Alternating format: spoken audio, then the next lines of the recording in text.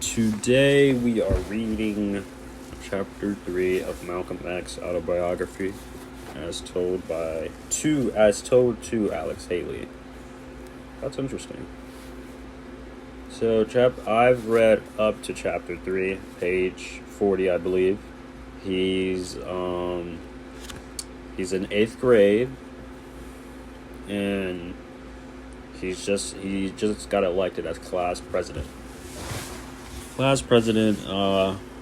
And he's the top of his class, and he was in competition with these two other people, blah, blah, blah.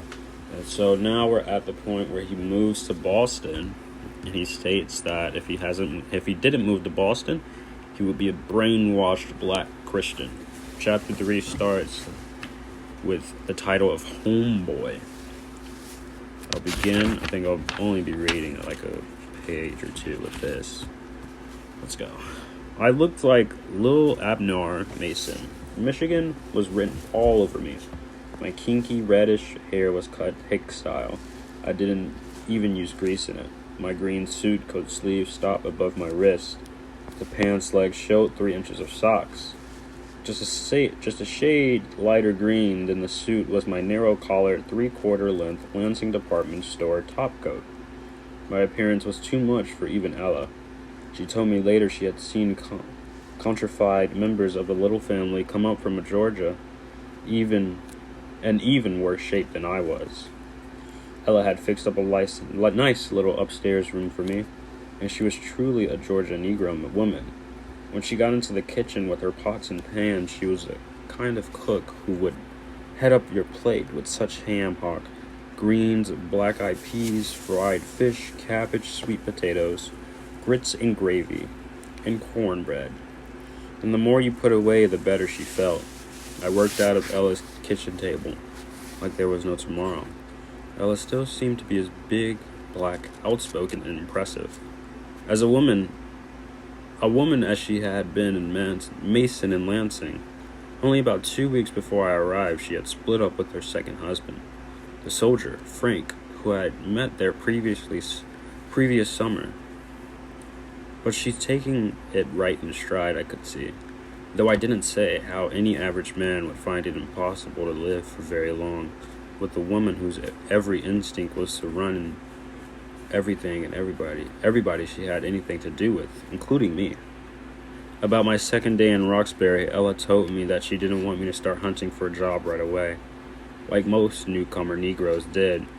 She said that she had told all those she'd brought to North to take their home, to walk around, to travel, the buses and the subway, and to get the feel of Boston, before they tied themselves down working somewhere, because they would never again have time to really see and get to know anything about the city they were living in. Ella said she'll help me find a job when it was time for me to go to work. So I went gawking around the neighborhood, the Wamabeck and Humboldt Avenue Hill section of Roxbury, which is something like Harlem Sugar Hill, where I later lived. I saw those Roxbury Negroes acting and living differently from any black people I've ever dreamed in my life.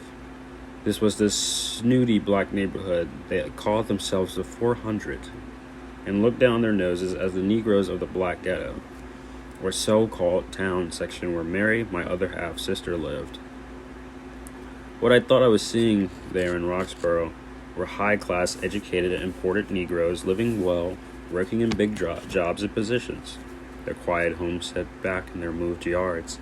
These Negroes walked along the sidewalk, looking haughty and dignified on their way to work, to shop, to visit, to church. I know now, of course, that what I was really seeing was only a big city version of those successful Negro butt blacks and janitors back in Lansing. The only difference was that the ones in Boston had been brainwashed even more thoroughly. They prided themselves on being incomparably more cultivated, dignified, and better off than their black brethren down in the ghetto, which is no farther away than you could throw a rock under the pitiful misapprehension that it would make them better. These hill Negroes were breaking their backs trying to imitate white people. any black family that had been around Boston long enough to own a home. They lived and considered among the hill elite. It didn't make any difference that they had to rent out rooms to make ends meet. Then the native-born New Englanders among them looked down upon recently migrated Southern homeowners who lived next door, like Ella, and a big percentage of hill dwellers, while in Ella's category, Southern strivers and scramblers, and West Indian Negroes, whom both the New Englanders and Southerners called Black Jews. Black Jews. We'll end it right there and we'll pick it up tomorrow.